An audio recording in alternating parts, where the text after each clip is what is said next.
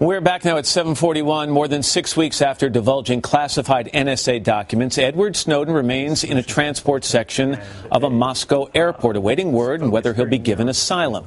According to a recent NBC News Wall Street Journal poll, the secrets he divulged are causing a majority of Americans to question the surveillance program here and the possible invasion of privacy. His father, Lon Snowden, is with us now exclusively, along with his attorney, Bruce Fein. Guys, good morning to both of you. Thank you, Matt. Contact with Edward? I mean, it's been 7 weeks really now. He's in that airport. Have you had contact with him recently? No, I've had no direct contact with him. Indirect contact, yes. But so no. Through an intermediary? Yes. Through WikiLeaks? No.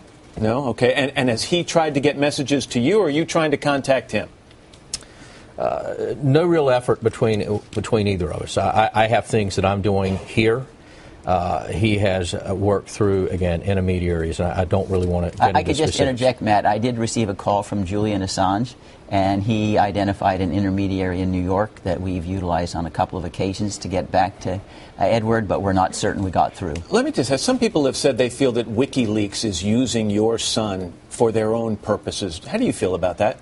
I can tell you, I'm thankful for anybody at this point who is providing him with assistance to keep him safe and secure.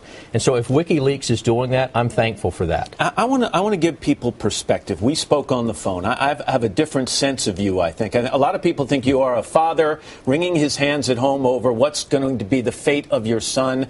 After talking to you, I see you as a guy who has some deeply entrenched, very passionate views about the issues your son has brought to the national discussion. Is that fair?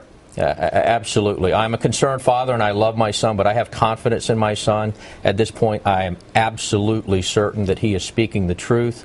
I'm someone who has worked in the government for years and years and years, and I want to say, I am extremely disappointed and angry. I'm an angry American citizen. I've watched closely the balance of the 36 members on the two intelligence committees and within Congress, particularly the House.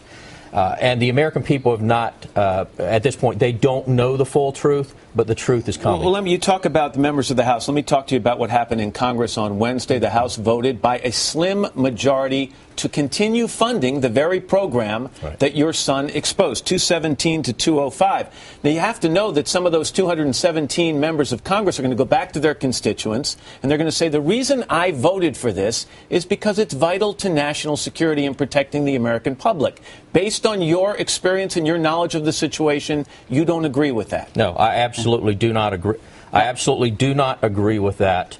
Certainly, we have a need for a strong intelligence community and a strong conventional defense, but many of those same people who will go back and suggest that we must fund these obscenely expensive programs that drive massive profits for companies like Booz Allen Hamilton and the Chertoff Group, for whom Michael Hayden is a principal.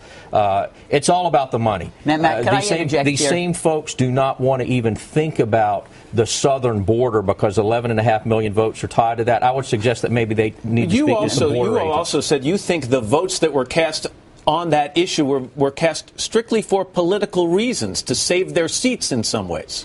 If we're speaking about people on the intelligence committees, yes, I need to give credit where credit is due. Folks like Senator Ron Wyden, I have tremendous respect for his courage, Justin Amash, and the 205 members who did vote to terminate that I've got to interject, Matt. There wouldn't even been a discussion if it wasn't for Edward Snowden. The fact that we had democracy at work is because of Edward Snowden. That's how it happened. That's how it works in the United States. Which you bring up an interesting question. Yes. We have an NBC News Wall Street Journal poll, and there's a dichotomy here. 56% of the people in that poll said they are worried that these programs, the kind of programs your son has exposed, invade our privacy. On the other hand, only 11% of people support your son.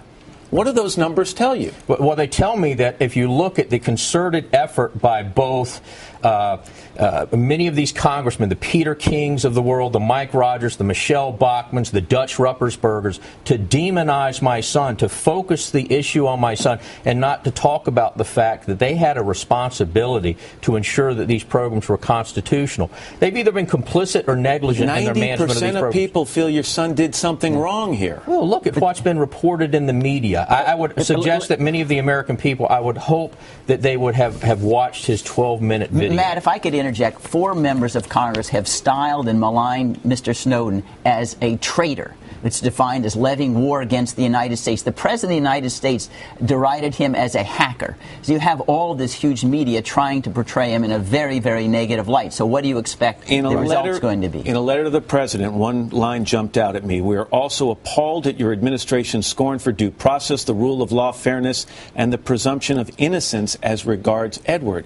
I think some critics might say the government is happy to show due process if your son would come back and answer to the charges. How do you respond let me answer that as the lawyer. In order to have due process, you have to have a fair, impartial administration here. And when you're calling someone a traitor, convicting him in the press, having the President of the United States, a little bit like Richard Nixon, saying Charlie Manson was guilty before you've had any trial at all, that doesn't inspire confidence that you're going to have even-handed justice. We wrote a letter to the Attorney General of the United States asking to engage in a discussion to ensure 3 cornerstones of due process would be satisfied, including, not unprecedented, that Mr. Snowden not be detained prior to trial. We have insolent silence. How does that inspire confidence that there would be a fair trial? Let me end with Mr. Snowden. Obviously, your son's life is never going to be the same, whether it's living in asylum in some foreign country, coming back to the United States to face charges, perhaps spending the rest of his life in a federal prison.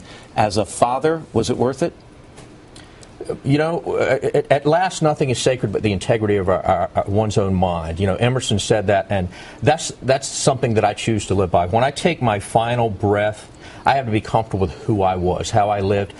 I believe that my son, when he takes his final breath, whether it's today or 100 years from now, he will be comfortable with what he did because he did what he knew was right.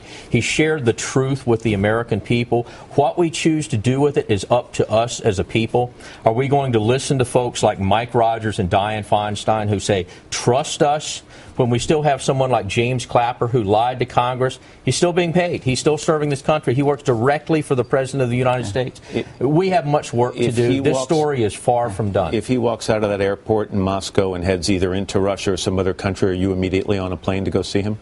We're certainly going to do our very best to connect with him and discuss what we're History we're will planning. vindicate Edward Snowden like it vindicated the Founding Fathers in protesting the British writs of assistance, indistinguishable from these surveillance programs of the NSA. Bruce Fein, Lon Snowden. Guys, thank you very much for being here. I really appreciate it.